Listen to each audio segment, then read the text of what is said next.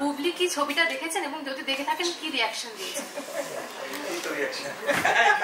এবার বুবলিকে নিয়ে শাকিব মিমির রিঅ্যাকশন ভাইরাল।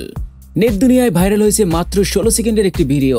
আর ওই ভিডিওতে দেখা যাচ্ছে ঢালিউড চিত্রনায়িকা শবনম বুবলির প্রসঙ্গ উঠতেই হতবাক সুপারস্টার শাকিব খান ও টলিউড অভিনেত্রী মিমি চক্রবর্তী।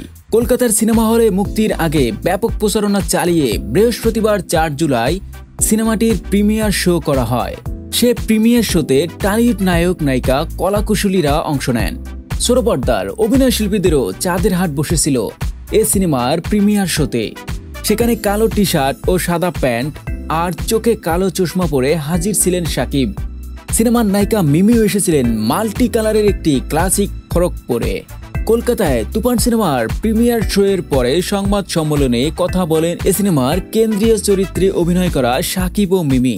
আর সেখানেই এক সাংবাদিক তোলেন শাকিবের প্রাক্তন স্ত্রী বুবলি প্রসঙ্গ। আমার শাকিব খানের জন্য একটি প্রশ্ন রয়েছে। প্রথমত, মিমি চক্রবর্তীর সঙ্গে কাজ করার এক্সপেরিয়েন্স। দ্বিতীয় প্রশ্ন, বুবলি কি ছবিটা দেখেছেন এবং যদি দেখে থাকেন কি রিঅ্যাকশন দিয়েছেন? রিঅ্যাকশন তো পেয়ে গেছি আমরা।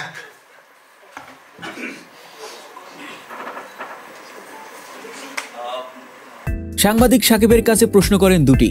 প্রথমটি হলো মিমির সাথে কাজের অভিজ্ঞতা কি, আর দ্বিতীয় প্রশ্নটি হলো তুফান সিনেমাটি বুবলি দেখেছেন কিনা। দেখে থাকলে এ সিনেমা নিয়ে বুবলির রিঅ্যাকশন জানতে চান তিনি। এমন প্রশ্ন শুনেই হতবাক হয়ে পড়েন শাকিব।